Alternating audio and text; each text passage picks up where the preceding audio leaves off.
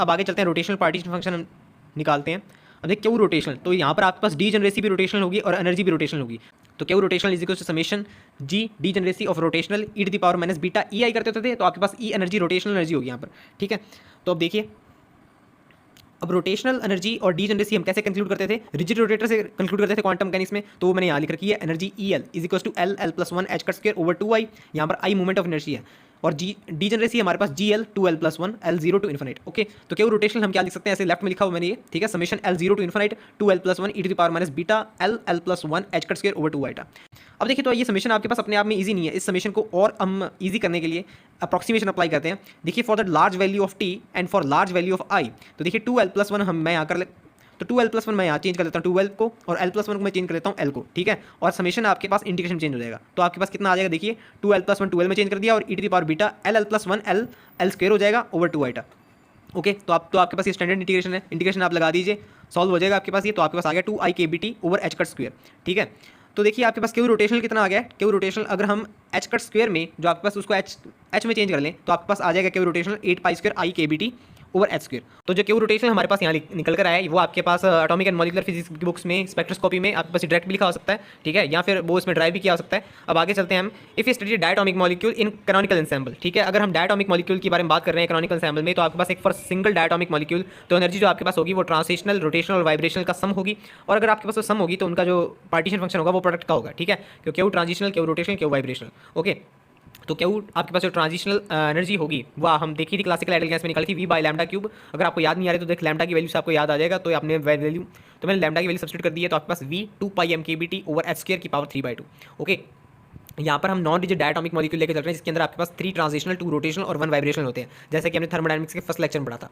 Okay, तो क्यों rotational में हमने अभी ये निकाल ही लिया 8 पाई square I K B T over H square, और क्यों वाइब्रेशनल हम हार्मोनिक ऑसिलेटर से निकालते हैं, जो कि आपके पास classically 1 over beta H cut omega के बराबर होगी।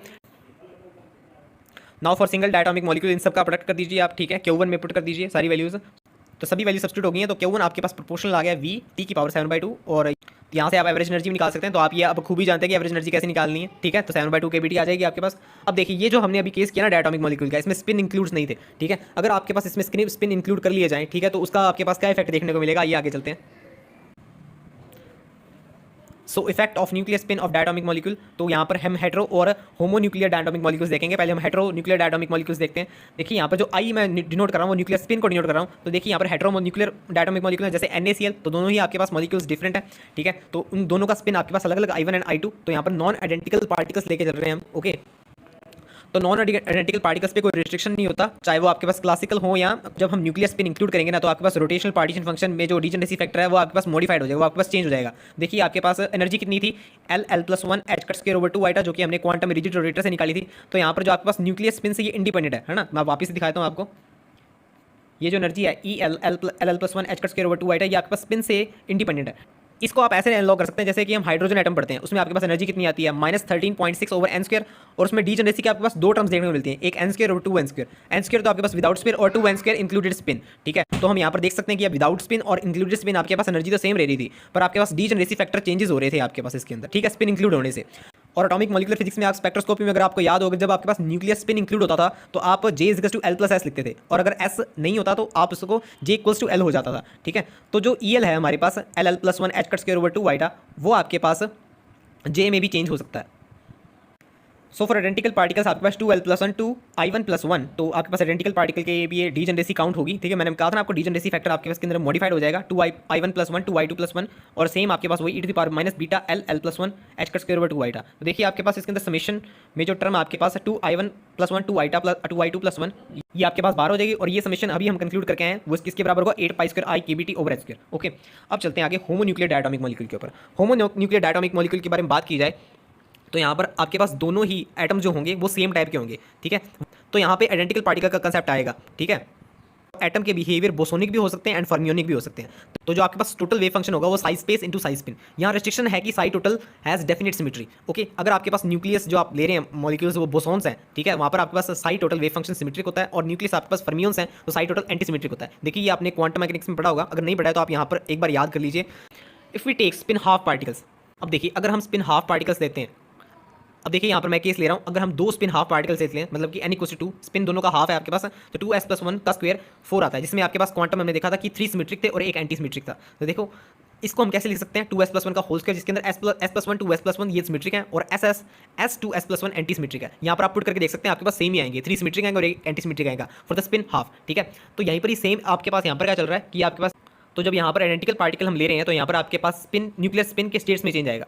तो वैसे ही यहाँ पर न्यूक्लियर स्पिन के स्टेट्स आपके पास सिमेट्रिक और एंटी सिमेट्रिक होंगे। तो 2i+1 यहीं से एनालॉजी लेते हुए मैंने इसको चेंज कर दिया, i+1 2i+1 plus i 2i+1। ठीक है, तो ये ऐसे आपके पास डीजेनरेसी फैक्टर वहाँ पर मॉडिफाइड हो जाएगा। तो देखते हैं अभी आगे।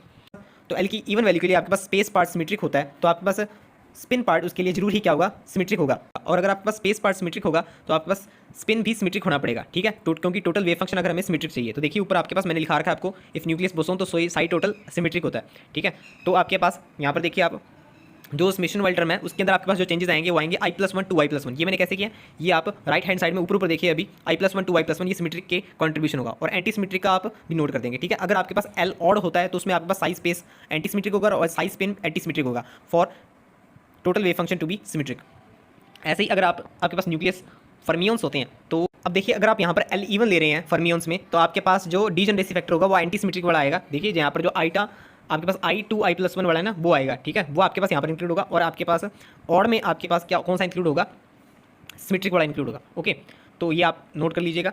अब देखिए आपके पास समेशन में ये एल की वैल्यूज 2 पार्ट में डिवाइड हो रही हैं, एक तो इवन में और एक ऑड में। ठीक है, तो आपके पास ये हाफ पार्टीशन जाएगा इनका। ओके, तो देखिए आप ये भले ही आप फर्मियोस में देख लीजिए, भले ही बोसोन्स में देख लीजिए, आप इवन और ऑड का ये जो कॉन्ट्रीब्यूशन है वो हाफ रहेगा। ठीक है, तो आप देखिए दोनों में 2l+1 जो समेशन वेक्टर है वो मैंने उठा लिए दोनों। ठीक है, वो मैंने इक्वेट कर दिए दोनों। और अब ये समेशन देखिए आप, ठीक है, ये समेशन हमने निकाला नहीं है अभी। ठीक है, जिसकी वैल्यू कितनी आई थी आपके पास 8π²i/h²। ठीक है, तो इसको हम हाफ कर देंगे, तो दोनों का आपके पास हाफ कॉन्ट्रीब्यूशन चलाएगा। तो Q1 रोटेशनल आपके पास कितना आ जाएगा, जब आप ये दोनों चीज़ आपके पास कॉमन ले लेंगे। देखिए आप आपके पास जो समेशन है वो कॉमन आ जाएगा, तो i 2i+1 plus i+1 2i+1 जो सिमेट्रिक और एंटी सिमेट्रिक स्पिन स्टेट्स होंगी वो ऐड होकर आपके पास वापस से क्या बन जाएंगी, 2i+1 का होल स्क्वायर। ठीक है, और आपके पास हाफ टर्म इनकी कॉमन आ जाएगी, वो आपके पास 4π²i/kBT/² बन जाएगा। ओके, अब देखिए आगे।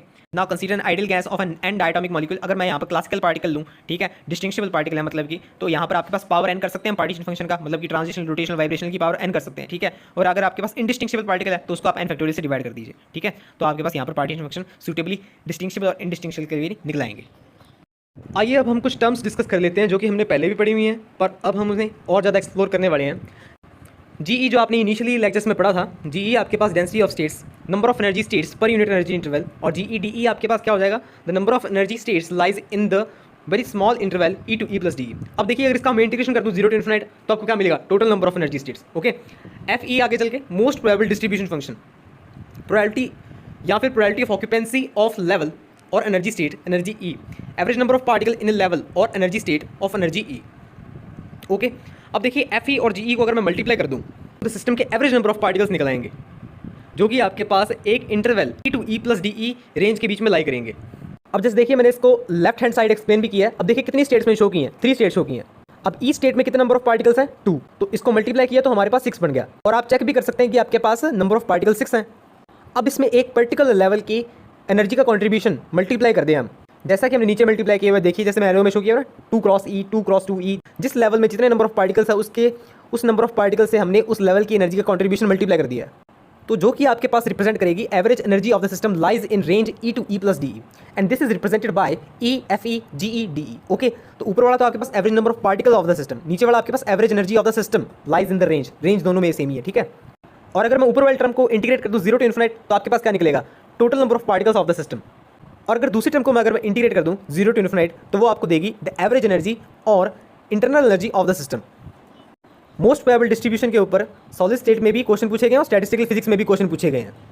अब मान लीजिए कि आपके पास कोई पर्टिकुलर स्टेट ऑक्यूपाइड है, मतलब कि अगर हमने किसी स्टेट में किसी पार्टिकल को फिल कर दिया तो वो ऑक्यूपाइड हो गया, और उसी सेम टाइम पर वो स्टेट अनऑक्यूपाइड तो नहीं रह सकता ना। तो मतलब कि हम यहाँ से कह सकते हैं कि आपके पास एक पर्टिकुलर टाइम पर एक पर्टिकुलर स्टेट की ऑक्यूपेंसी और अनऑक्यूपेंसी आपके पास म्यूचुअली एक्सक्लूसिव है। मतलब कि जब एक पर्टिकुलर टाइम पर कोई स्टेट आपके पास ऑक्यूपाइड होगा तो वो आपके पास उसी पर्टिकुलर टाइम पर अनऑक्यूपाइड नहीं हो सकता। तो हम यहाँ से कह सकते हैं कि आपके पास probability of occupancy plus probability of unoccupancy is equals to 1, because both are mutually exclusive. तो जहाँ पर भी हमें कहीं ये रिक्वायर्ड होगा तो हम इसे यूज़ करेंगे। ओके, अभी हम स्टैटिस्टिक्स के corresponding most probable distribution function का फॉर्म कैसा होगा वो डिस्कस करते हैं। अब शुरू करते हैं मोस्ट प्रोबेबल डिस्ट्रीब्यूशन फंक्शन। हमारे पास डिफरेंट स्टैटिक्स के लिए हम डेराइव कर देते हैं। एक स्टैटिक्स के लिए डेराइव करेंगे और दूसरी स्टैटिक्स के लिए आपके पास अपनी आप सॉल्व कर सकते हैं फिर, ठीक है। यहाँ पर हम total number of particles n लेते हैं। ये जो आप n ले रहे हैं ये ऊपर वाले n से डिफरेंट है, जो कि हमने बात की थी। वो आपके पास n था number of particles in the system, ठीक है। यहाँ पर n आपके पास ये डिफरेंट है, देखिए उससे आप इसे रिलेट मत कीजिए, ठीक है। जैसा कि मैंने इनिशियली डिस्कस किया था, अगर आप n पार्टिकल्स को वेरियस ग्रुप्स में डिस्ट्रीब्यूट कर रहे हैं, और मैंने कहा था कि ईच ग्रुप में, जैसे कि फर्स्ट ग्रुप में आपके पास n1 पार्टिकल्स हैं, सेकंड ग्रुप में आपके पास n2 पार्टिकल्स हैं, थर्ड ग्रुप में n3 एंड सो ऑन। और ईच ग्रुप के लिए स्टेट्स का number g1 g2 and up to i। और हमने आपको माइक्रोस्टेट्स फॉर द m भी बताया था, product part of gi to the power ni and microstates for Bose Einstein is equals to product part of ni plus gi minus 1 factorial over ni factorial over gi minus 1 factorial. Microstates for fd is equals to product part of gi c ni। तो I hope कि आपको ये recall हो गया होगा। यहाँ पर आपके पास FE में लेवल वर्ड आया, तो हमें लेवल के लिए प्रोबेबिलिटी ऑफ ऑक्यूपेंसी फाइंड करनी है। पर यहाँ पर आप कंडीशन देखिए जो मैंने लिखी है, n is equal to summation ni।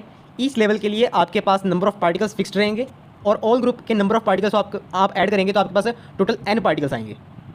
अब क्योंकि ईच ग्रुप के लिए नंबर ऑफ पार्टिकल्स आपके पास फिक्स्ड हैं, तो अगर आप इसका वेरिएशन करेंगे तो आपके पास क्या आएगा, del ni is equal to 0। Means first group में आपके पास n1 पार्टिकल्स हैं तो n1 ही रहेंगे, सेकंड ग्रुप में आपके पास n2 पार्टिकल्स हैं तो n2 ही रहेंगे। और इन पर्टिकुलर ith ग्रुप की जो एनर्जी है वो आपके पास एप्सिलॉन i। अगर आप ith लेवल में नंबर ऑफ पार्टिकल्स ni ले रहे हैं और उस लेवल की एनर्जी आपके पास एप्सिलॉन i है, और अगर आप इसको समेशन ऑल ग्रुप के लिए ऐड कर दें, ये आपके पास सिस्टम की एनर्जी आ जाएगी जो कि आपके पास फिक्स्ड है। तो जब आप number of particles individual levels में डिस्ट्रीब्यूट कर रहे थे, तो सिंगल पार्टिकल की एनर्जी का जो कंट्रीब्यूशन है वो चेंज नहीं होता है, ओनली यहाँ पे नंबर ऑफ पार्टिकल चेंज होता है। तो जैसे ही आप इसे वेरी कराएंगे, summation del ni e i is equal to 0। But क्योंकि ईच ग्रुप के नंबर ऑफ पार्टिकल्स आपके पास वेरी नहीं कर रहे हैं, तो डेल ni आपके पास 0 है, तो del ni e i is equal to आपके पास क्या आ गया, 0। तो यहाँ पर हमारे पास दो चीज़ें फिक्स थी, आपके पास नंबर ऑफ पार्टिकल्स फिक्स थे और आपके पास एनर्जी फिक्स थी। तो अब आपने एक मेथड पढ़ा होगा, लैग्रेंज अनडिटरमाइंड मल्टीप्लायर। तो जितनी आपके पास कंडीशंस ने हम अननोन मल्टीप्लाई कर सकते हैं।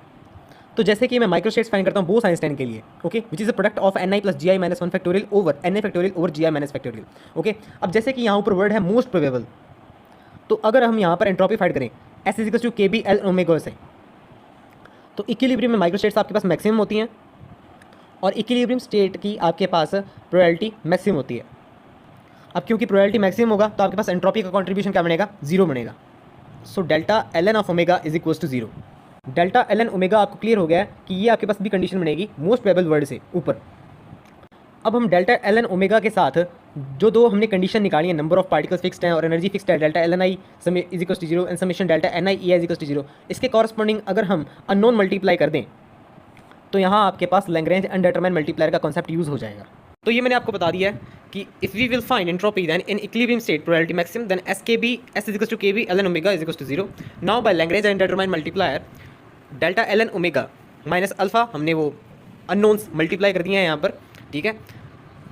और यहाँ पर लैग्रेंज अनडिटरमाइंड मल्टीप्लायर का कॉन्सेप्ट यूज़ कर लिया। अब हम एक पर्टिकुलर स्टैटिस्टिक्स के लिए, जैसे कि बोस-आइंस्टाइन स्टैटिस्टिक्स के लिए हम इसे सॉल्व करेंगे, ठीक है। और दूसरे के लिए आपको अपनी आप हिंट हो जाएगा ये, क्योंकि सारा मेथड तीनों स्टैटिस्टिक्स में सेम चलेगा।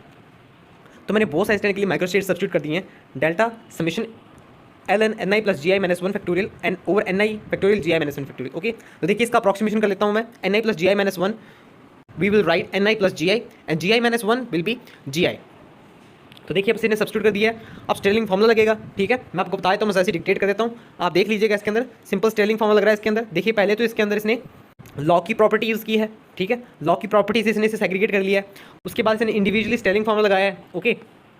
अब देखिए, अब बाहर आपके पास डेल्टा चल रहा था तो डिफरेंशिएशन होगा और gi टर्म का नहीं होगा आपके पास, ठीक है। तो वो आपके पास 0 हो जाएंगी। तो आप डिफरेंशिएशन देख लीजिए, इसमें आपके पास फर्स्ट और थर्ड टर्म का रेशो 1 बनेगा, ठीक है, जो कि आपके पास कैंसिल हो जाएंगे, +1 और -1 है ना, वो आपके पास कैंसिल हो जाएगा। और सेकंड और फोर्थ टर्म आपके पास वापस से लॉ की प्रॉपर्टी में आके वो आपके पास कोलैप्स हो जाएगा, ओके। तो यहाँ से आपके पास summation ln ni plus gi over ni minus alpha minus beta e i बाहर del ni is equal to 0। तो अगर ये आपके पास 0 है तो क्या टर्म 0 होगी, ये ब्रैकेट वाली टर्म 0 होगी, ओके। तो यहाँ से हम कंक्लूड कर सकते हैं ni plus gi over ni is equal to E to the power alpha plus beta e i, या फिर 1 plus gi over ni E to the power alpha plus beta e i, और we can say gi by ni is like this और ni by gi is like this, okay. अगर हम alpha और beta की definition में जाएँ तो alpha is equals to minus chemical potential over KBT, और बीटा आपके पास 1 बाय केबीटी, जो कि हम बहुत बार यूज़ कर चुके हैं। तो हम इस टर्म्स को ऐसे भी लिख सकते हैं, FE is equal to N I by G I 1/e alpha plus beta E I minus 1 is equal to 1/e।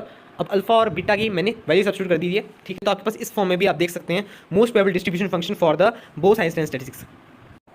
ऐसे ही आप दूसरी स्टैटिस्टिक्स के लिए भी निकाल सकते हैं, बस मैं आपको वेरिएशन बता देता हूँ। जैसे कि एक सिंपल जनरलाइज फॉर्मूला बताता हूँ पहले, most probable distribution 1/e alpha plus beta E I plus A, ठीक है। यहाँ पर जब आपके पास ए की वैल्यू 0 होगी तो वो एमबी स्टैटिस्टिक्स की मोस्ट प्रोबेबल डिस्ट्रीब्यूशन शो करेगा, और जब आपके पास +1 होगी तो फर्मी-डिराक स्टैटिस्टिक्स की, और नेगेटिव वाली तो हमने निकाली ही है बोस-आइंस्टाइन स्टैटिस्टिक्स के लिए, ओके। अब मैं यहाँ पर पर्टिकुलर फर्मी-डिराक स्टैटिस्टिक्स के बारे में बात करना चाहता हूँ, जो कि आपके पास क्या बनेगा 1/e alpha plus beta E I plus 1, जो कि आपने सॉलिड स्टेट में पढ़ा होगा। वहाँ पर आपने ये फॉर्म कुछ इस तरीके से पढ़ा होगा, F E is equals to 1/e minus E F by के बी टी प्लस 1। मीन्स आप यहाँ पर केमिकल पोटेंशियल फर्मी एनर्जी से रिलेट कर रहे हैं।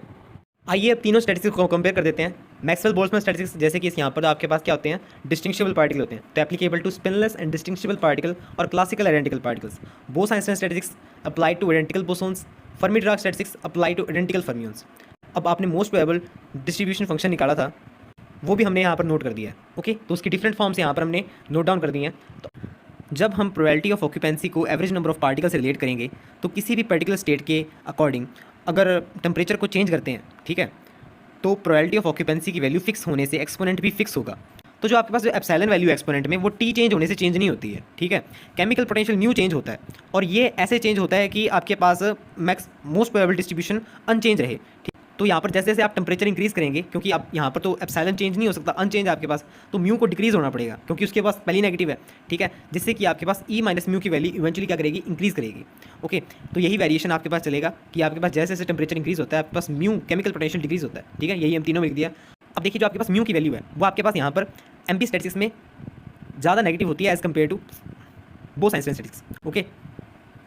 तो मैंने यहाँ लिखा हुआ, जैसे कि आपने बुक्स में पढ़ा होगा कि mu is negative, okay. Mu आपके पास बोस-आइंस्टाइन में लिखा हुआ है mu is less than equals to epsilon not. Epsilon not यहाँ पर energy of single particle ground state energy, ठीक है। नेक्स्ट आपके पास म्यू पॉजिटिव और नेगेटिव दोनों हो सकते हैं। अब देखिए इस चीज़ को समझें आप कि जो मैंने यहाँ पर एप्सिलॉन नॉट लिखा हुआ है energy of single particle ground state energy, कि मैंने यहाँ पर दो लेवल शो किए हैं आपको, दो डिफरेंट लेवल्स आपको सिस्टम शो किया है, ठीक है। एक आपके पास 0 शुरू है, एक आपके पास एप्सिलॉन से शुरू है, ठीक है। तो अगर मैं आपसे पूछूं single particle ground state energy आपके पास फर्स्ट केस में क्या होगी, तो आप क्या कहेंगे, इसके अंदर single particle ground state energy आपके पास उसके अंदर होगी 0, और नेक्स्ट में आपके पास ई होगी, ठीक है। तो क्योंकि हमने दोनों में ही आपके पास 10 पार्टिकल्स डिस्ट्रीब्यूट किए हैं, ठीक है। और मैं आपसे पूछूं सिस्टम की ग्राउंड स्टेट एनर्जी क्या होगी, तो आप फर्स्ट केस में कहेंगे 6E होगी, और नेक्स्ट में आप कहेंगे 16E होगी, ओके। तो आपके पास दोनों नोटेशन सेम नहीं होते, ठीक है। दोनों एप्सिलॉन नॉट और ई नॉट में फ़र्क है, ठीक है।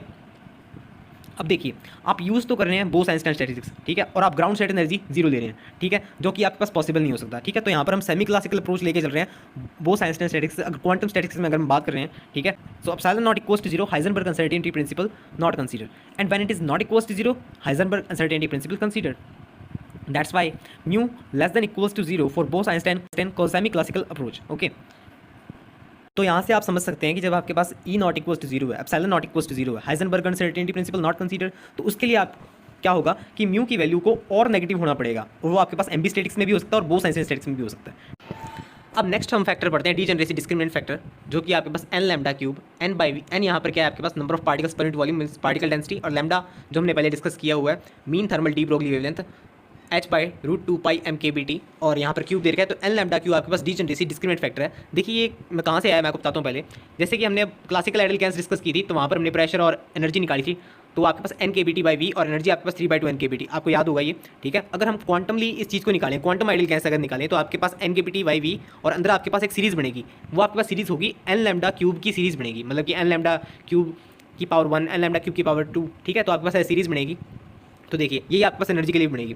तो अगर ये टर्म्स आपके पास एन लैम्डा क्यूब टर्म्स आपके पास 1 से लेस देन होती हैं, तो आपके पास क्वांटम आइडियल गैस के जो रिजल्ट्स हैं वो क्लासिकल आइडियल गैस से मैच करेंगे, और अगर ये उससे लेस देन नहीं होती हैं तो वो मैच नहीं करेंगे। तो ये एक तरह का क्या ऐसा फैक्टर है जो कि आपको क्या डेविएशन शो करता है, एन लैम्डा क्यूब, ठीक है। तो यहाँ पर कहा गया है डीजेनरेसी डिस्क्रिमिनेंट फैक्टर, तो इसकी डेफिनेशन मैं नोट डाउन कर दिया, अब पढ़ लीजिए। The deviation in behaviour to quantum ideal gas with respect to classical ideal gas is determined in terms of a factor N lambda cube that is degeneracy discriminant factor. तो मैंने यहाँ पर conditions लिख दी हैं। देखिए अगर आपके पास N lambda cube less than 1 होता है, मीन्स टू से मैं इसको और भी मोल्ड करके आपको बताना चाहता हूँ कि एन को मैं सब्स्टिट्यूट कर रहा हूँ स्मॉल एन को, number of particles per unit volume. तो यहाँ से आपके पास क्या आ जाएगा, lambda is less than v/n, की पावर 1/3 जो आपके पास क्लासिकल स्टैटिस्टिक्स का केस है जो कि हम जानते हैं। यहाँ पर जो v बाय एन है ना आपके पास, मतलब मैंने इसको मोल्ड क्यों किया ये बता रहा हूँ। v बाय एन जो आपके पास है ये आपके पास साइज को रिप्रेजेंट करता है, सेपरेशन बिटवीन पार्टिकल्स। ओके, ये रिलेटिव स्पेसिंग को शो कर रहा है आपके पास, ठीक है। तो ये भी आप ध्यान में रखिएगा ये वर्ड, ठीक है, कहीं क्वेश्चन में आपसे पूछ सकता है। और अगर आपके पास दूसरे केसेस जैसे ये एन लैम्डा क्यूब आपके पास अगर नियरली इक्वल्स टू 1 है, ठीक है, तो आपके पास लैम्डा भी फिर v बाय एन की पावर 1/3 के nearly equals to quantum statistics का पार्ट है ये। और N lambda cube greater than 1 है आपके पास, ठीक है, जो कि हम बात कर ही चुके हैं, वो तो आपके पास ऑब्वियसली क्वांटम स्टैटिस्टिक्स का पार्ट है। तो lambda is greater than v by N की power 1/3 means relative spacing. N lambda cube greater than 1 but not that much greater. Okay, so N lambda cube greater than 1 degenerate और weakly degenerate quantum statistics का case है ये भी। N lambda cube equals to infinity, तो ये भी आपके पास completely degenerated and strongly degenerate quantum statistics का पार्ट, ठीक है। तो आप ये मतलब कि सभी चीज़ें याद रखिएगा कि आपके पास एन लैम्डा क्यूब कैसे वेरी कर रहा है, क्योंकि जब भी हम कंपेयर करते हैं वो क्लासिकल आइडियल गैस के विद रिस्पेक्ट टू कंपेयर करते हैं। ओके, तो नेक्स्ट हम कंडीशंस में से आइडियल फर्मी गैस करते हैं, वीकली डीजनरेट केस। अब जब आपके पास N lambda cube greater than 1 है, ना कि ग्रेटर देन 1, तो आपके पास टेम्परेचर नॉट इक्वल्स टू 0 होगा। तो डिस्ट्रीब्यूशन फंक्शन की वैल्यू आपके पास F of E is equals to 1 over E to the power E minus mu by के बी टी प्लस 1 और 1 by E to the power minus epsilon minus E F by के B T plus 1। और for the non relativistic case dimension सब आपके पास 3 हैं, तो जी density हमने निकाली हुई है, ठीक है, इनिशियल लेक्चर्स में, जो कि आपके पास 2 पाई वी जी एस 2 एम की पावर 3/2 ई की power half by H cube. Okay, क्योंकि आपके पास 3 डिमेंशन है तो एच की पावर हम एफ लेते होते हैं, तो यहाँ पर 3 डिमेंशन हो जाएगी। ओके, अगर आप यहाँ पर नंबर ऑफ फर्मियंस फाइंड करेंगे, कैसे फाइंड कर सकते हैं, एफ ई इंटू जी ई डी ई। ओके, तो एफ ई जो हमने निकाल रखा है अभी ऊपर, ठीक है, और जी ई का एफ ई और जी ई का product D E from integration from 0 to infinite, तो जो कांस्टेंट टर्म है वो मैंने बाहर ले लिया है, ठीक है। तो ऐसे आप एन नंबर ऑफ फर्मियंस निकाल सकते हैं। उसी तरीके से आप सिस्टम की इंटरनल एनर्जी भी निकाल सकते हैं, जो कि आपके पास थी integration from 0 to infinite E F E G E D E. Okay, तो आप इनका इंटीग्रेशन निकाल सकते हैं। देखिए जो इंटीग्रेशन में आपके पास टर्म आ रही है, देखिए उसको हम ऐसे भी सॉल्व कर सकते हैं। तो देखिए मैंने आपको यहाँ स्टैंडर्ड फॉर्म बता दिया, वो कुछ आपके पास सीरीज़ की फॉर्म में खुलेगी, आपके पास सीरीज़ की फॉर्म में खुलेगी। ओके, तो जो आपके पास एवरेज एनर्जी आएगी वो आपके पास कुछ ऐसी होगी। पी भी आप निकाल सकते हैं, प्रेशर भी निकाल सकते हैं, सी भी निकाल सकते हैं, एस भी निकाल सकते हैं। ये टर्म्स आपके पास मैथमेटिकली निकल जाएंगी, ठीक है।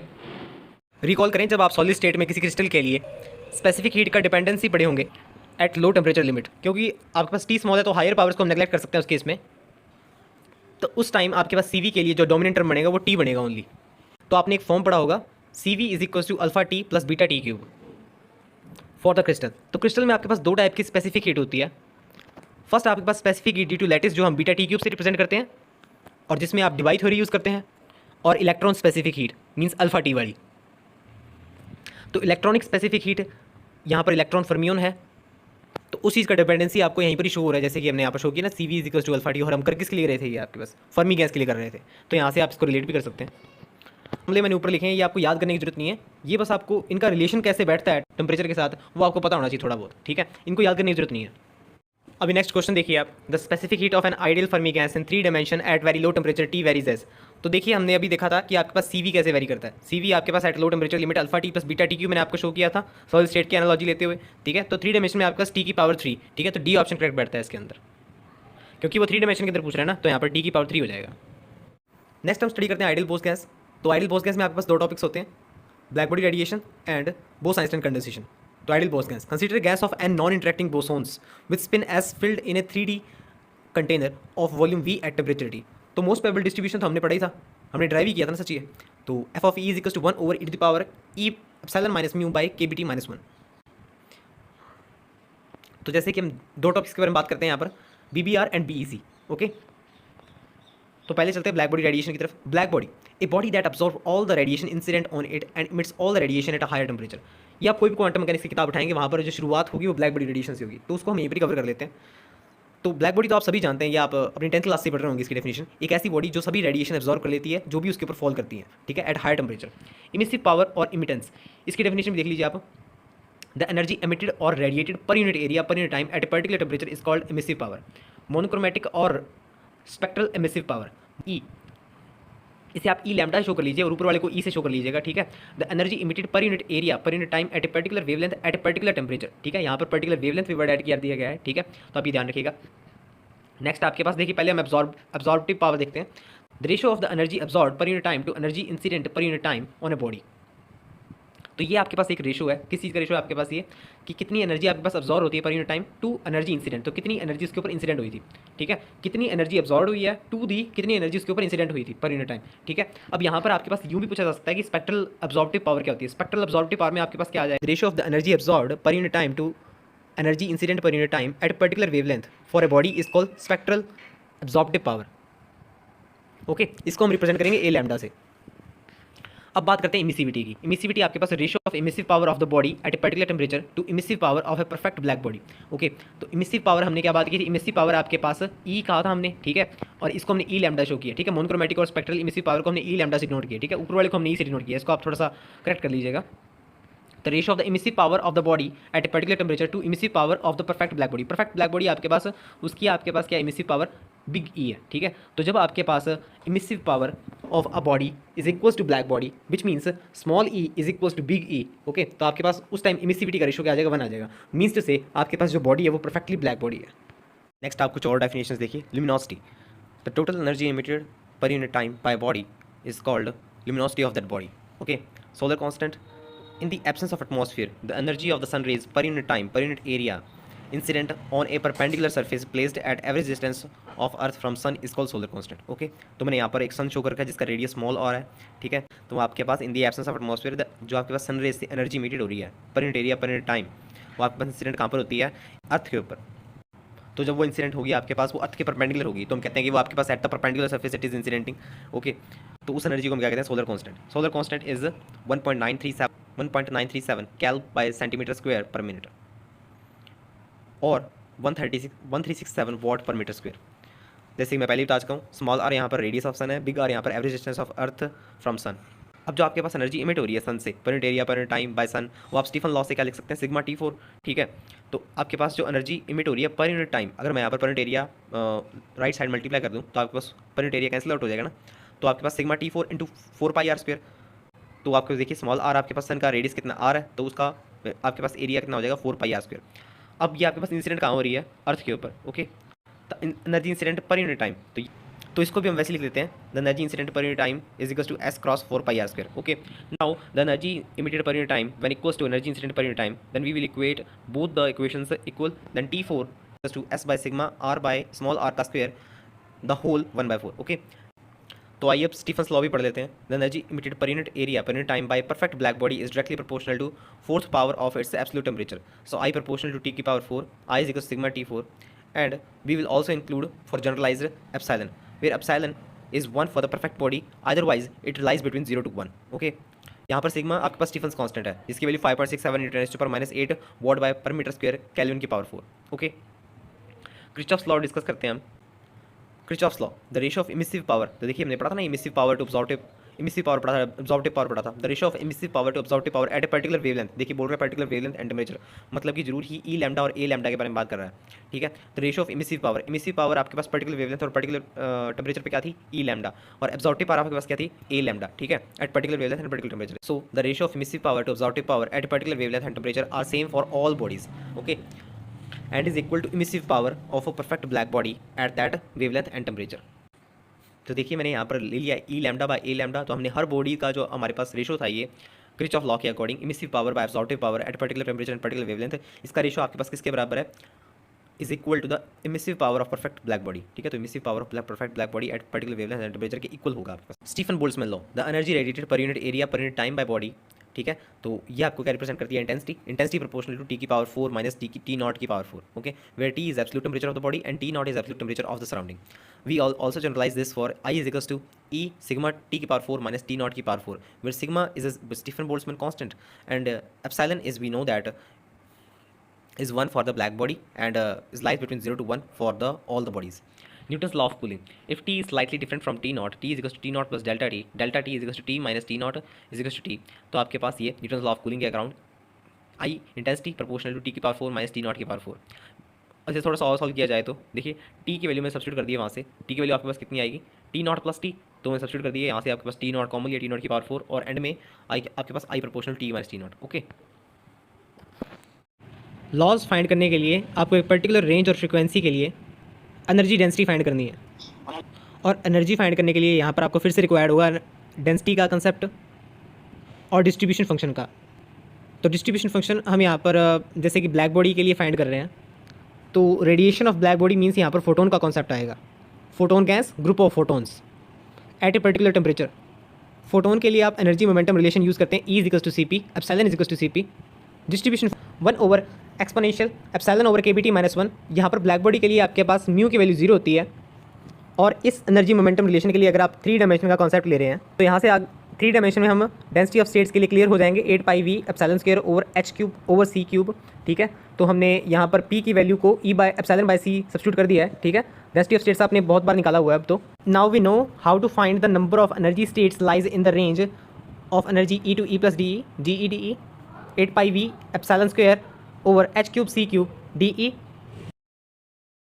जब आप किसी कैविटी का रेडिएशन कंसीडर करेंगे, जैसे कि हम यहाँ पर ब्लैक बॉडी रेडिएशन कंसीडर कर रहे हैं, तो कैविटी का जो टेम्परेचर है, तो कैविटी का टेम्परेचर अगर सराउंडिंग से हायर होगा तो कैविटी की वॉल्स में क्या होंगे, वाइब्रेशंस होंगे। तो उन कैविटी की वॉल्स के वाइब्रेशन की वजह से, तो वाइब्रेशन से आपके पास एनर्जी राइज होगा। जितने पॉसिबल वाइब्रेशन मोड्स होंगे उतने ही पॉसिबल एनर्जी स्टेट्स होंगे आपके पास। तो कभी कभार जो आपके पास जो यहाँ पर लिखा हुआ है ना नंबर ऑफ एनर्जी स्टेट्स, इसको हम नंबर ऑफ वाइब्रेशन स्टेट से भी, वाइब्रेशन मोड से भी हम इसको रिप्रेजेंट करते हैं। ये आपको काफ़ी बुक्स में देखने को मिल जाएगा। तो मैंने नेक्स्ट स्टेटमेंट में लिखा है number of vibrational modes lies in the range of energy epsilon to epsilon plus d epsilon which is GE 8 pi we epsilon square DE over h cube c cube. तो इसी equations को modified कर करके हमको दे सकता है, जैसे कि फ्रीक्वेंसी की फॉर्म में, वेवलेंथ की फॉर्म में। सो द नेक्स्ट स्टेटमेंट मैंने नोट किया, the number of energy states और the number of vibration modes lies in the range of frequency nu to nu plus D nu, जो कि आपके पास G nu D nu is equal to 8 pi V nu square D nu by C cube. और ऐसे ही मैंने wavelength के लिए भी नोट कर दिया है, number of vibration modes lies between lambda to lambda plus D lambda, G lambda D lambda is equal to 8 pi V over h cube c cube, HC by lambda का square, HC by lambda square D lambda is equal to 8 pi V over lambda power 4 D lambda. तो जब हम black body radiations पढ़ेंगे, ठीक है, तो आपको ये स्टेप्स सभी रिक्वायर्ड होंगे। ठीक है, तो हम ये स्टेप पहले ही पढ़ चुके हैं, तो वहाँ पर हम डायरेक्ट यूज़ कर लेंगे इसका। अब आपको उस पर्टिकुलर रेंज के लिए नंबर ऑफ पार्टिकल्स मीन्स यहाँ पर आपके पास नंबर ऑफ फोटोन्स फाइंड कर लिए हैं। तो हमने क्या था आपके पास, F एप्सिलॉन GE D, यही तो था हमारे पास। तो वो आपके पास NEDE, okay, 8 pi we epsilon square, तो वो सब आपने प्रोडक्ट किया E square by h cube c cube 1 over exponential epsilon by KBT minus 1 D epsilon. Okay, अब ऐसे ही हमें एनर्जी इमिटेड और रेडिएटेड फाइंड करनी है lies between E to epsilon plus D epsilon.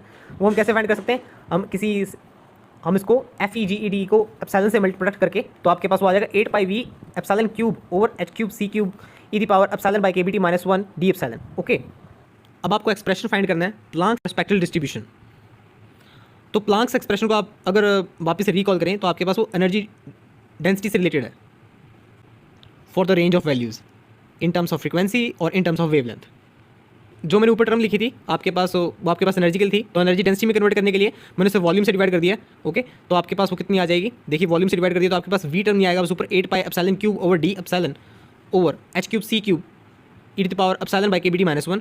और इसी तरीके से हम उसे फ्रीक्वेंसी के टर्म्स में भी नोट कर सकते हैं, for the emitted radiation lies between nu to nu plus D nu, तो आपके पास 8 pi h nu cube over c cube 1 over e to the power h nu by KBT minus 1 D nu. Okay, तो जो expression हमारे पास निकल के है ये आपके पास प्लैंक एक्सप्रेशन है फॉर स्पेक्ट्रल एनर्जी डिस्ट्रीब्यूशन। यहाँ पर जो आपके पास यू न्यू है वो रिप्रेजेंट कर रहा है स्पेक्ट्रल एनर्जी डेंसिटी को।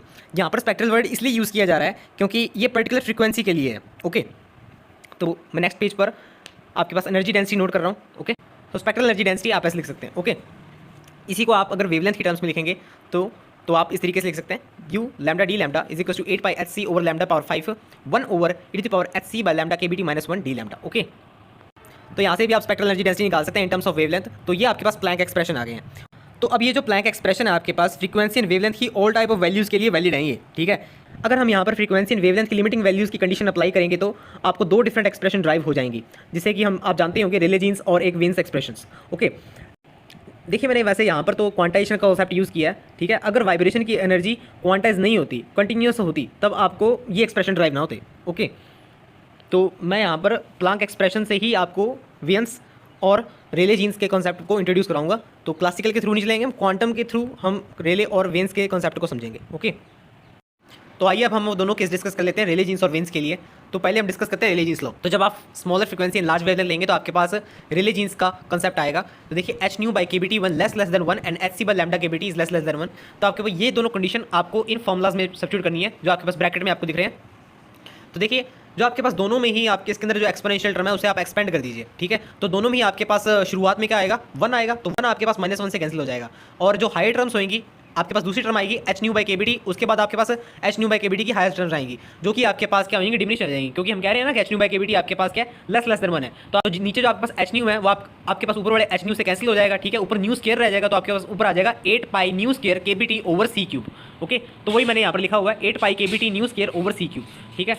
तो ये वैसे ही आप वेवलेंथ के लिए भी निकाल लेंगे ये, ठीक है। अब देखिए मैंने यहाँ पर साइड में लिखा हुआ है बेस्ड ऑन क्लासिकल अप्रॉक्सीमेशन। ऐसा क्यों, इसके लिए मैं आपको 2 तर्क दूंगा। पहला तो आपके पास ये कि आपके पास इसका मतलब ये होगा कि जो ब्लैक बॉडी की कैविटी की वॉल्स होंगी, ठीक है, उसमें जो आपके पास वाइब्रेशन होगी ना, उसकी जो एनर्जी का एक्सचेंज होगा वो कंटिन्यूस होगा, ठीक है। बट जो प्लांक कहता है, प्लांक तो यूँ कहता है ना कि आपके पास फोटोन के मल्टीपल में एनर्जी का एक्सचेंज होता है, जो कि h nu to h nu वो नहीं है, मतलब कि इसके अंदर यहाँ पर एनर्जी कंटिन्यूस होगी इसके अंदर, ठीक है। दूसरा मैं आपको एक कंक्रीट पॉइंट देता हूँ। देखिए इसके अंदर केबीटी टर्म दिख रही है आपको। अगर आप क्लासिकली रिकॉल करें, केबीटी आपके पास 1 वाइब्रेशनल मोड के लिए एनर्जी आती थी, ठीक है। तो 8 pi nu square D nu by C cube, ये आपके पास क्या है, ये आपके पास मोड है। तो यहाँ से आप एनालॉजी ले सकते हैं उस चीज़ की। ओके, देखिए वैसे तो आपके पास experimentally for the all range of frequency और वेवलेंथ के लिए आपके पास यू न्यू और यू लैम्डा आपके पास मतलब कि एनर्जी डेंसिटी आपके पास क्या रहती है, फाइनाइट रहती है। पर आप देखिए आपके पास फ्रीक्वेंसी जब इसके अंदर फाइनाइट कर दूंगा मैं, इनफाइनाइट कर दूंगा, तो आपके पास क्या आ जाएगा, एनर्जी डेंसिटी भी इनफाइनाइट हो जाएगी ना। फॉर अल्ट्रा वायलेंट फ्रीक्वेंसी तो आपके पास एनर्जी डेंसिटी भी क्या हो जाएगी, इनफाइनाइट हो जाएगी, क्योंकि आपके पास अल्ट्रा वायलेट क्रायोस्ट्रोफी है। क्योंकि एक्सपेरिमेंट तो हमें यूँ कहता है ना कि आपके पास फ्रीक्वेंसी इन वेवलेंथ के लिए spectral energy density finite value होनी चाहिए। अब नेक्स्ट डिस्कस करते हैं वेन्स का। फॉर हायर फ्रीक्वेंसी और स्मॉलर वेवलेंथ तो देखिए एच न्यू बाई के B T greater than 1 and H C by lambda K B T is greater than 1। Okay, अब देखिए क्योंकि आपके पास एच न्यू बाई के बी टी टर्म आपके पास ग्रेटर देन 1 है, तो ई की पावर एच न्यू बाई के बी टी भी आपके पास ग्रेटर देन 1 होगा, ठीक है। तो इसलिए मैंने वो 1 को नेगलेक्ट कर दिया और आपको ई की power minus H nu by के बी टी ऊपर तरफ कर दिया, ठीक है। ऊपर जाएगा तो नेगेटिव में हो जाएगा ना, तो वैसे ही मैंने लैम्डा के लिए भी चेंज कर दिया, ठीक है। तो ये आपके पास Wien's expression for spectral energy distribution हो गया। नेक्स्ट बात करते हैं Wien's displacement law. Wien's displacement law किस लिए, देखिए डिस्प्लेसमेंट क्यों है, देखिए इसके अंदर देखिए जब हम एनर्जी डेंसिटी का ग्राफ प्लॉट करेंगे ना, बड़ी फ्रीक्वेंसी और वेवलेंथ किसी भी के वर्सेस, तो उस टाइम आपके पास जो एनर्जी डेंसिटी टेम्परेचर के विद रिस्पेक्ट कैसे शिफ्ट करेगी, ठीक है, वो देखना चाहते हैं, ठीक है। देखिए यहाँ पर शुरुआत में एक बात लिख दी है, जब मैं यहाँ पर कह रहा हूँ ना वेवलेंथ मैक्सिमम वेवलेंथ का मतलब ये है आपके पास कि आपके पास उस वेवलेंथ पर एनर्जी डेंसिटी मैक्सिमम होगी है, ना कि मतलब ये कि आपके पास मैक्सिमम वेवलेंथ मतलब कि इन्फिनिट तक पहुंच गई है, ऐसा कुछ नहीं है, ठीक है। तो हमें वो मैक्सिमम वेवलेंथ फाइंड करनी है जहाँ पर आपके पास पीक दिखे, ठीक है, एनर्जी डेंसिटी की क्या दिखे, पीक दिखे, ठीक है। तो हम क्या करेंगे इसके अंदर d nu by d lambda at lambda is lambda max is 0, और फिर हम इसका डबल डेरिवेटिव आपके पास नेगेटिव आएगा, तो वो आपके पास क्या हो जाएगी, हम एब्सोल्यूट हो जाएंगे उसके लिए कि आपके पास वो वैल्यू है जहाँ पर आपके पास पीक दिखेगी, ठीक है। तो आप एनर्जी डेंसिटी में नोट कर दिए लैम्डा के रिस्पेक्ट में, ठीक है। तो जब आप उसका सिंगल डेरिवेटिव करेंगे और डबल डेरिवेटिव करके आप उसका चेक कर लेंगे नेगेटिव आ रही है आपके पास कि नहीं, तो यहाँ से आप कंफर्म हो जाएंगे कि आपके पास लैम्डा मैक्स कितना आएगा, ठीक है। तो lambda max t is equal to h C by 4.965 k b, okay, which is equal to b, वो ने बी ले लिया, ठीक है। तो बी की वैल्यू हम 2.898 इंटू 10⁻³ मीटर केल्विन। तो यहाँ से हम कंफर्म हो गए हैं कि आपके पास जो वेवलेंथ है, मैक्सिमम वेवलेंथ है, वो आपके पास टी के इन्वर्सली प्रोपोर्शनल है और फ्रीक्वेंसी टी के साथ डायरेक्टली प्रोपोर्शनल रिजल्ट शो करती है। तो ज़्यादातर हमें यही देखना होता है कि आपके पास फ्रीक्वेंसी वेवलेंथ का टेम्परेचर के साथ वेरिएशन कैसा है, ठीक है। आपको ज़्यादा इन चीज़ों में फोकस नहीं रखना है कि आपके पास आंसर कितना आएगा, बी की वैल्यू कितनी होगी मैथमेटिकली। तो हम यहाँ पर अब ग्राफ प्लॉट कर सकते हैं। देखिए जब आपके पास टेम्परेचर मिनिमम होगा तो आपके पास वेवलेंथ मैक्सिमम होगी, ठीक है। तो एनर्जी डेंसिटी और फ्रीक्वेंसी का प्लॉट किया मैंने यहाँ पर। तो फ्रीक्वेंसी तो आपके पास टेम्परेचर के डायरेक्टली प्रोपोर्शनल है, ठीक है। तो ये आपको कुछ इस तरीके से दिखेगा ग्राफ। नेक्स्ट है आपके पास नंबर ऑफ फोटोन्स। तो number of photons lies in the range के लिए आप कैसे निकालेंगे, NED, तो इसकी डेफिनेशन हम पहले डिस्कस कर चुके हैं, ठीक है, जो कि आपके पास किसके बराबर होगा, FEGEDE के बराबर। तो इसकी वैल्यू मैंने सब्स्टिट्यूट कर दी है। तो for the range E to E + D आपके पास नंबर ऑफ फोटोन्स इस तरीके से डिनोट किए जाएंगे, ठीक है। अब देखिए मैं अगर 0 to इन्फिनिट आपको देखना चाहता हूँ कि कितने नंबर ऑफ फोटोन्स होंगे इन रियलिटी, तो देखिए तो मैं इसका इंटीग्रेशन कर दूंगा, जो आपके पास कॉन्स्टेंट्स हैं वो बाहर आ जाएंगे। देखिए इस इंटीग्रेशन को इजी करने के लिए मैंने E बाई के बी टी को क्या ले लिया, एक्स ले लिया, ठीक है। तब साइलेंस इक्वल टू के B T X and D is equal to के B T D X, okay. तो उसी तरीके से आपके पास इंटीग्रेशन चेंज हो जाएगा, n इज इक्वल्स टू जो भी आपके पास कांस्टेंट था उसको मैंने ब्रैकेट में लिख रखा है, ठीक है, v cube integration 0 to infinite x square d x over e to the power x - 1। अब देखिए जो ये इंटीग्रेशन है ना आपके पास, ये आपके पास क्या एक डेफिनेट इंटीग्रेशन है, ठीक है। अब देखिए ये आपके पास एक न्यूमेरिकल वैल्यू आएगी, ठीक है। अब न्यूमेरिकल वैल्यू आएगी तो वो हमें कुछ डिपेंडेंस तो नहीं शो करेगी ना, वो सारी कांस्टेंट में जाएगी, ठीक है। तो हम यहाँ से श्योर हो सकते हैं कि आपके पास n किस चीज़ के प्रोपोर्शनल है, वॉल्यूम और टेम्परेचर के प्रोपोर्शनल है। वॉल्यूम के तो प्रोपोर्शनल है और टेम्परेचर के आपके पास क्यूब के प्रोपोर्शनल है, ठीक है। तो आप इस चीज़ को ध्यान रखिएगा। मैं आपको पहले ही कह चुका हूँ बहुत बार कि हमें कैलकुलेशन से मतलब नहीं है, हमें इस चीज़ से मतलब है कि उसका जो भी चीज़ का हम जिस चीज़ को भी हम फाइंड कर रहे हैं उसका डिपेंडेंस कैसा है, ठीक है। नेक्स्ट एनर्जी डेंसिटी फाइंड करें तो जो कि आपके पास यू न्यू डी न्यू आपके पास 0 to इन्फिनाइट। ओके, तो कॉन्स्टेंट टर्म बाहर वैसे ही, तो यहाँ पर हम क्या लेट कर रहे हैं, एच न्यू बाई के B t is equals to x और न्यू इजिकल्स टू के B T x by h. तो इसको चेंज कर लीजिए आप इसको, ठीक है, डी न्यू इजिकल्स टू के B t by h d x, ठीक है। तो जो कॉन्स्टेंट टर्म आपके पास वो बाहर आ जाएगी। तो आपके पास यहाँ पर देखिए न्यू की पावर क्यूब थी, तो आपके पास बाहर क्या हो जाएगा, 4 हो जाएगा, क्योंकि आपके पास एक डी न्यू की तरफ से भी तो आ रहा है ना के बी टी बाई एच, ठीक है। तो के बी टी बाई एच की पावर 4 होगी, ठीक है। और वापस से वही बात कि आपके पास ये भी इंटीग्रेशन क्या बन गया, ये डेफिनेट इंटीग्रेशन बनेगा, ठीक है। तो आपके पास ये वापस से कांस्टेंट में चला जाएगा और आपके पास यहाँ से आपको पता लगा energy density directly proportional T की पावर 4, ठीक है। ऐसे ही आप वेवलेंथ के लिए फाइंड कर सकते हैं इसके लिए, ठीक है। बट हमें यहाँ पर ये पता लगे, हम श्योर हो गए कि एनर्जी डेंसिटी आपके पास टी की पावर 4 के डायरेक्टली प्रोपोर्शनल होती है, ठीक है। एनर्जी ऑफ द सिस्टम ना, एनर्जी ऑफ द सिस्टम आप कैसे फाइंड करेंगे, एनर्जी डेंसिटी था उसको आप वॉल्यूम से मल्टीप्लाई कर दीजिए, वॉल्यूम से मल्टीप्लाई कर देंगे तो आपके पास कितना आ जाएगा, देखिए एनर्जी डेंसिटी को 8 पाई वी हो जाएगा, ठीक है। जो वी मिस हो रहा था वो वी वापस आ गया, ठीक है। तो वापस से वही बात कि वो इंटीग्रेशन सॉल्व करेंगे, तो देखिए यहाँ पर इंटीग्रेशन की वैल्यू लिख दी है मैंने, पाई 4 और 15, ठीक है। तो एनर्जी आपके पास सिस्टम की इतनी आ जाएगी 8 pi 5 V K B T 4 over 15 H cube C cube, ठीक है। तो यहाँ से हमें पता लग गया कि आपके पास जो एनर्जी है ऑफ द सिस्टम ये आपके पास डायरेक्टली प्रोपोर्शनल वॉल्यूम के और टेम्परेचर की 4th की पावर के, ठीक है। और ऐसे ही हमने नंबर भी और फोटोन्स भी निकाले थे, वो आपके पास किसके प्रोपोर्शनल था, वॉल्यूम और टी की पावर 3 के, ये आप ध्यान रखिएगा, ठीक है। तो मैं दोनों इक्वेशन के लिए आपके पास ग्राफ प्लॉट कर दिए हैं, ये देखिए आप। तो ये तो हम पहली बात कर चुके थे कि आपके पास फॉर द मैक्सिमम फ्रीक्वेंसी आपके पास एनर्जी डेंसिटी मैक्सिमम आएगी, तो आपके पास वो डायरेक्टली प्रोपोर्शनल टेम्परेचर होगी, ठीक है। तो उसके लिए ग्राफ ये प्लॉट कर दिया है, ठीक है। तो वेन्स का आपके पास ऐसे आ जाएगा और रेलिस का तो आपके पास सब जानते ही हैं। रेलिस का आपके पास क्या हो रहा था, जब आप फ्रीक्वेंसी इन्फिनिट पुट कर रहे थे आपके पास एनर्जी डेंसिटी भी इन्फिनिट जा रही थी, तो एनर्जी डेंसिटी आपके पास ऐसे जाएगी, ठीक है। तो मैंने दोनों ग्राफ आपके लिए प्लॉट कर दिए हैं, ओके। वीएंस का आपके पास एकदम नीचे, प्लैंक का आपके पास शो कर दिया मिडल में, और रेले जीन्स का हाई जा रहा है, ठीक है। तो जो कि आपके पास अल्ट्रावायलेट कैटास्ट्रॉफी थी ना। अब यहाँ से हम थर्मोडायनामिक प्रॉपर्टीज इजीली एक्सप्लोर कर सकते हैं। जैसे कि हमने एनर्जी डेंसिटी देखा कि आपके पास directly proportional to V T की पावर 4 है, और हम ये भी जानते हैं कि एक इजी अप्रोच से कि आपके पास प्रेशर का इंटरनल एनर्जी से क्या रिलेशन होता है। देखिए प्रेशर आप देखते होते हैं ना, P is equals to s by d is equals to u by v. अब देखिए यहाँ पर आपके पास एनर्जी का मोमेंटम से जो रिलेशन है उसकी पावर में S1 ही है ना, ठीक है। तो S1 हो गया और डी डिमेंशन आपके पास 3 डिमेंशन है, तो 3 हो गया, P is equals to 1/3 u by v, okay. तो वहाँ से एनालॉजी करके मैंने यहाँ पर प्रेशर के लिए बना दिया है, ठीक है। तो इंटरनल एनर्जी आप वैल्यू पुट कर दीजिए और वॉल्यूम से कैंसिल हो जाएगा, तो आपके पास इतनी वैल्यू आ जाएगी। तो यहाँ से हमको लगता है कि प्रेशर आपके पास डायरेक्टली प्रोपोर्शनल टी की पावर 4 है, ठीक है। अब आगे चलते हैं। देखिए हम ये तो जानते हैं आपके पास केमिकल पोटेंशियल 0 है, ठीक है। और केमिकल पोटेंशियल आपके पास गिब्स फ्री एनर्जी की फॉर्म में क्या होता है, G is equal to N nu, तो आपके पास गिब्स फ्री एनर्जी भी 0 हो गई है। अब देखिए गिब्स फ्री एनर्जी आपके पास हेल्महोल्ट्ज फ्री एनर्जी के फॉर्म में पास A plus P V is equal to 0 हो जाएगा। तो यहाँ से आप A is equal to minus P V लिख सकते हैं, और पी की वैल्यू तो हम ऊपर निकाल के आए हैं, ठीक है। उसको आप वी से प्रोडक्ट कर दीजिए। यहाँ से आपको पता लगता है कि जो हेल्महोल्ट्ज फ्री एनर्जी है वो वॉल्यूम के डायरेक्टली प्रोपोर्शनल और टी की पावर 4 के डायरेक्टली प्रोपोर्शनल है, ठीक है। नेक्स्ट चलते हैं एंट्रोपी पे। एंट्रोपी कैसे निकाल सकते हैं, एंट्रोपी हम जानते हैं minus curl a by curl t के थ्रू निकाल सकते हैं आप। डेरिवेटिव कर दीजिए ए का रिस्पेक्ट में, तो आपके पास S directly proportional to V T की पावर क्यूब आ जाएगा, directly proportional to volume and directly proportional to T की पावर 3, ठीक है। नेक्स्ट आप हीट कैपेसिटी भी निकाल सकते हैं इसी तरीके से। Heat capacity c we is equal to t curl s by curl T at constant volume, okay. तो आपके पास सी वी कितना आ जाएगा न्यूमेरिकल, तो आप ये देख सकते हैं, ठीक है। और सी वी डायरेक्टली प्रोपोर्शनल टू आपके पास आ जाएगा वी टी क्यूब, ठीक है। तो आप ये सेम है, मतलब कि जो हमने भी निकाला था ना नंबर ऑफ फोटोन्स निकाले थे, तो उसके सेम आई है नंबर ऑफ फोटोन्स के, वी टी क्यूब के प्रोपोर्शनल ही आई है। ऐसे ही आप एंथैल्पी भी निकाल सकते हैं, H U plus P we करके, ठीक है। और जब आपके पास एंथैल्पी आ जाएगी तो आप सीपी निकाल लीजिएगा। सीपी आपके पास curl H by curl T at constant pressure करके निकाल लेंगे आप। और जब आपके पास सीपी आ जाएगा तो आप गामा निकाल लीजिएगा, gamma is CP by CV. तो ये आपका होमवर्क है, ये आप खुद करेंगे, ठीक है। इसकी कैसी डिपेंडेंसी आपको खुद को नोट डाउन करना है ये। नेक्स्ट आपके पास रिवर्सिबल एडियाबैटिक प्रोसेस, ठीक है। तो जब आप रिवर्सिबल एडियाबैटिक प्रोसेस नोट करेंगे ना, तो उसका मतलब है कि आपके पास एस कांस्टेंट है, ठीक है। एस कांस्टेंट होता है उसके अंदर, तो एस कांस्टेंट होने का मतलब क्या, देखिए एस तो आपके पास डायरेक्टली प्रोपोर्शनल था, वीटी क्यूब के प्रोपोर्शनल था ना। इसका मतलब ये होगा कि आपके पास वीटी क्यूब कांस्टेंट होगा। और जब आपके पास फॉर फ्री एक्सपेंशन दे दी है आपको, ठीक है। फ्री एक्सपेंशन में आप याद कीजिए, रिकॉल कीजिए वापस से कि आपके पास इंटरनल एनर्जी कांस्टेंट होती थी। देखिए जब आपके पास इंटरनल एनर्जी कांस्टेंट होगी, इंटरनल एनर्जी आपके पास किसके प्रोपोर्शनल है, वीटी की पावर 4 के प्रोपोर्शनल है, ठीक है। तो आपके पास वीटी की पावर 4 क्या हो जाएगी, ये कांस्टेंट आ जाएगा, ठीक है। तो ये चीज़ आप दोनों ध्यान रखिएगा। तो आइए अब ग्राफ्स डिस्कस कर लेते हैं। तो देखिए आपके पास जो ये ग्राफ है, मैंने रेले जीन्स, प्लांक और वेन्स तीनों के बारे में बात कर रहा हूँ मैं, ठीक है। तो अब देखिए आपके पास मैंने यहाँ पर राइट साइड में ऊपर एनर्जी डेंसिटी लेकर प्लांक के लिए जो हमने ड्राइव किया था, तो एनर्जी डेंसिटी कितनी थी 8 पाई H new cube over C cube ई की पावर एच न्यू बाई के बी टी माइनस 1। अब देखिए न्यू आपके पास इंक्रीजिंग फंक्शन है, ठीक है। न्यू इंक्रीज करेगा, ठीक है, तो एनर्जी डेंसिटी भी इंक्रीज करेगी, ओके। उसके बाद आपके पास ई की पावर एच न्यू बाई के बी टी माइनस 1, ठीक है।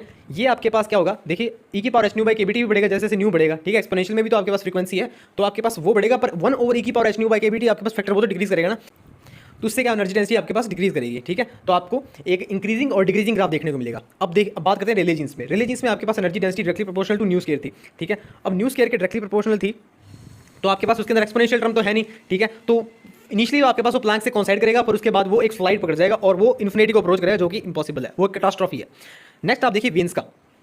वेन्स में आप देखिए पहले 1/e⁻h⁴/kBt -1 फैक्टर, और दूसरा आपके पास 1/e⁻h⁴/kBt। आप मुझे ये बताइए कि आपके इन दोनों में से बड़ा कौन सा है? हाँ, ऑब्वियसली आपके पास 1/e⁻h⁴/kBt -1 वाला फैक्टर बड़ा है, ठीक है। दूसरा आपके पास फैक्टर छोटा है, तो वेन्स का ग्राफ इसलिए थोड़ा सा नीचे होकर चलेगा, ठीक है, प्लैंक के ग्राफ से। उसके बाद वो इनिशियली फाइनली आपके पास कंसाइड करेगा, ठीक है, पर इनिशियली आपके थोड़ा सा नीचे होकर चलेगा। ओके, तो अब प्लैंक का हम देखते हैं कि आपके पास टेम्परेचर से कैसे वेरिएशन शो करता है। अब देखिए integration 0 to u new D new आपको क्या शो करेगा? Area under the graph. तो देखिए एरिया अंडर द ग्राफ मैं इसलिए बात कर रहा हूँ कि मैं ये जानना चाहता हूँ कि आपके पास किस टेम्परेचर के लिए एरिया अंडर द ग्राफ बड़ा होगा, ठीक है। तो आप देखिए हमने निकाला था कि आपके पास energy density directly proportional T⁴ थी, ठीक है। अब T⁴ थी तो उसकी एनर्जी डेंसिटी बढ़ेगी, ठीक है। तो आपके पास जो ऊपर वाला ग्राफ है ना वो T2 के लिए, मतलब कि हायर टेम्परेचर के लिए, और नीचे वाला आपके पास T1 के लिए, ठीक है। और दोनों कोइंसाइड नहीं करेंगे, ठीक है, ना ही इनिशियली और ना ही फाइनली, ना ही इंटरमीडिएटली, ठीक है। तो आप ये बात ध्यान रखिएगा और इनको नोटिफाई कर लीजिएगा, ऊपर वाला T2 का, नीचे वाला T1 का, ठीक है। और इसके कॉरस्पॉन्डिंग आप न्यू मैक्स भी आप नोटिफाई कर लेना नीचे, ठीक है। अब देखिए जो हमने ब्लैक बॉडी रेडिएशन पढ़ा था वो हमने 3 डायमेंशन के लिए पढ़ा था। अब मैं डी डायमेंशन कैविटी के लिए बात करना चाहता हूँ, ठीक है। तो देखिए एनर्जी तो आपके पास CP वही रहेगी, ठीक है। तो यहाँ पर तो आपके पास S = 1, ठीक है। अब देखिए जो हम एनर्जी डेंसिटी निकालते थे ना, उसका हम रिलेशन देखा था कि आपके पास एप्सिलॉन D -1 था, जितने डायमेंशन उससे कम होता था, ठीक है। तो देखिए यहीं से हम इंटरनल एनर्जी निकाल लेंगे, यहीं से आप सिस्टम की एनर्जी निकाल लेंगे। तो आपके पास क्या था? E GeDE, ठीक है। तो वो आप सब्स्टिट्यूट कर दीजिए, ठीक है। तो इसके अंदर आपके पास एप्सिलॉन की पावर D बन जाएगा, और इसके अंदर भी आप सेम वैसे ही करेंगे जैसे मैं करता था ना, एप्सिलॉन/kBt = x लेके, ठीक है। तो x लेके कर लेंगे, और हम यहाँ पर यूँ डिपेंडेंसी देख लेंगे एनर्जी का कितना है। तो हम ये देखते हैं कि एनर्जी का डिपेंडेंस आपके पास एक तो वॉल्यूम पर डिपेंड करता है, और T⁻D+1 टेम्परेचर की आपके पास D+1 पे डिपेंड करता है। नंबर ऑफ पार्टिकल्स किस चीज़ के ऊपर डिपेंड करते हैं? नंबर ऑफ पार्टिकल्स हम कैसे निकालते थे? देखिए आपके पास 0 to ∞ इंटीग्रेशन FE/GE/DE, तो आपके पास वो किसके डायरेक्टली प्रोपोर्शनल होगा? VD के, और 0 to ∞ epsilon D -1 over E⁻ एप्सिलॉन/kBt -1 DE, ठीक है। तो यहाँ पर नंबर ऑफ पार्टिकल्स जब आप इसका इंटीग्रेशन सॉल्व कर लेंगे, वैसे ही एप्सिलॉन/kBt x लेके, ठीक है, तो आप ये सॉल्व कर लेंगे तो आपके पास एन डायरेक्टली प्रोपोर्शनल आएगा VD और T⁻D के, ठीक है। और जितनी डिपेंडेंसी आपकी इंटरनल एनर्जी की आई है, उतनी ही डिपेंडेंसी आपकी किसकी आती थी? हेल्महोल्ट्ज़ फ्री एनर्जी की आती थी। तो VD TD+1, ठीक है। और ऐसे ही आप दूसरे थर्मोडायनामिक प्रॉपर्टीज भी यहीं से डिस्कस कर सकते हैं। CV directly proportional to volume and T⁻D, S directly proportional volume T⁻D, pressure directly proportional T⁻D+1। Pressure तो हम कैसे लगा सकते हैं? S/T U/VD, ठीक है, ऐसे करके निकाल सकते हैं हम, ठीक है। तो हम यहाँ से भी सभी प्रॉपर्टी डिस्कस कर सकते हैं। ओके।